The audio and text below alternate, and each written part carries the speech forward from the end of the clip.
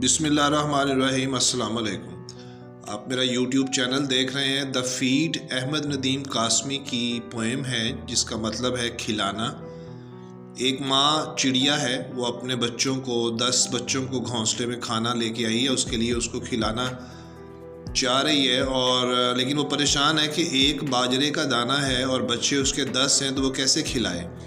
تو اس میں وہ یعنی احمد ندیم قاسمی نے آپ کو دنیا کے اندر غربت کی طرف یہ اشارہ کیا کہ اللہ کے پیدا کیے ہوئے بہت سے انسان جو ہیں وہ ان کو مکمل خوراک جو ہے وہ بھی دستیاب نہیں ہے، اور وہ دستیاب اس لیے نہیں ہے کہ کچھ لوگوں نے جو دنیا کی خوراک ہے اس پہ قبضہ کیا ہوا ہے اور ان کی تقسیم الٹی سیدھی ہے، جس وجہ سے وہ اس پہ تنقید کرتا ہے کہ غربت میں لوگوں کا بھی خیال رکھا جانا چاہیے۔ دا فیڈ میں دیکھتے ہیں جی، وہ کہتا ہے کہ holding a green of millet in her back, پکڑا ہوا ہے ایک ماں چڑیا نے گرین دانہ آف ملٹ باجرے کا اپنی بیک چونچ میں۔ The mother sparrow has come to feed, یہ ماں چڑیا آئی ہے اپنے بچوں کو کھلانے کے لیے۔ The young ones are so tiny, اس کے بچے اتنے چھوٹے ہیں، tiny and small from head to to their backs, یعنی سر سے لے کے اپنے پاؤں تک کے انگوٹھوں تک وہ ایسا لگتا ہے جیسے چونچ ہی چونچ ہیں۔ یلو کلر کی ہوتی ہے چھوٹے بچوں کی چونچ، تو وہ پاؤں سے لے کے سر تک چونچ نما دکھائی دے رہے ہیں۔ وین دے کرائی، جب وہ چیختے ہیں اوبیسلی کھانے کے لیے۔ 1 grain to be fed to the 10 young ones، یہ وہ غربت کی طرف اشارہ ہے دنیا میں انسانوں کی، جو کہ ایک انٹرنیشنل پرابلم ہے۔ خوراک کا پراپر تقسیم نہ ہونے کی وجہ سے یہ مسائل آتے ہیں۔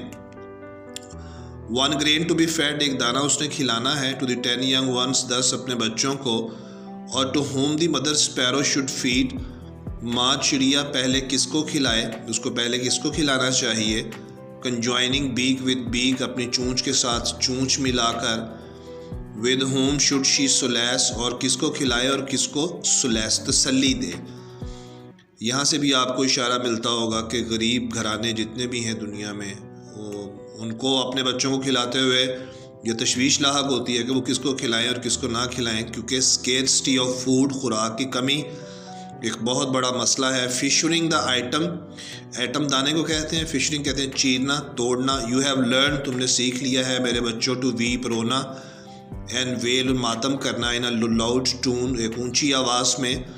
سپلٹنگ دا گرین، اب آپ دانے کو توڑ بھی لیتے ہو۔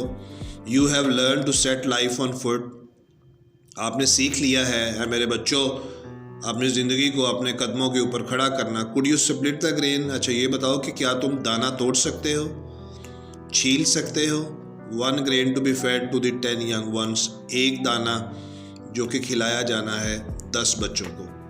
اس نظم میں غربت کے اوپر جو بات کی گئی ہے 1 grain to be fed to the 10 young ones، کے ایک دانہ کھلایا جانا ہے 10 بچوں کو، اس میں جو غربت کا کانسیپٹ ہمیں انٹرنیشنلی آج کل دنیا کے لوگوں کے دماغوں میں جو بٹھایا گیا ہے وہ یہی بٹھایا گیا ہے کہ جس کے پاس مال و دولت نہیں ہے وہ غریب ہے، جس کے پاس سہولتیں یا وسائل نہیں ہیں وہ غریب ہے۔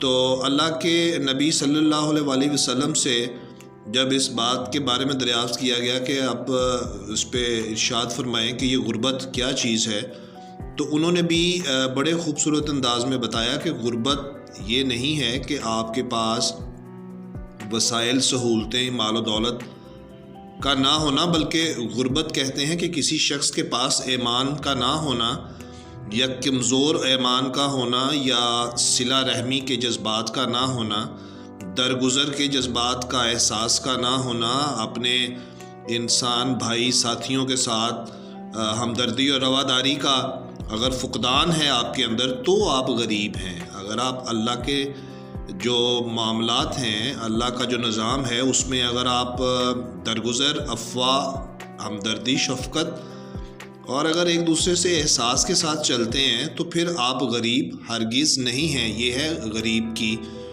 جو اوریجنل ڈیفینیشن ہے۔ اب ایک آدمی ہے جس کے پاس کروڑوں کے حساب سے مال و دولت ہے، لیکن اگر اس کا اخلاق، اس کا حسن اخلاق، اس کا برتاؤ، سوچنے کا، رویے کا یا عمل کا اچھا نہیں ہے تو وہ غریب آدمی ہے۔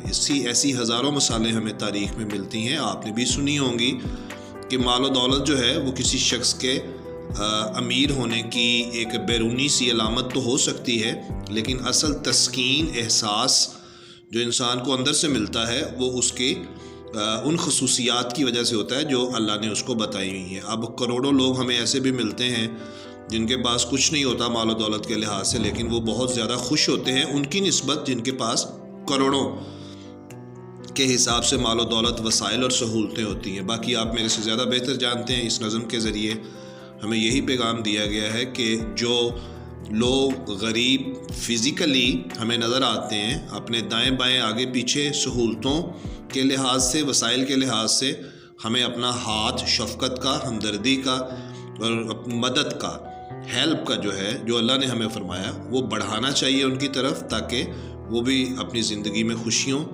سے اتنا ہی لطف اندوز ہو سکیں جتنا ہم ہو رہے ہوتے ہیں۔ تو اس اچھی سی بات پہ اس پوئم کا اختتام کرتے ہیں۔ See you next time on next video. Bye bye.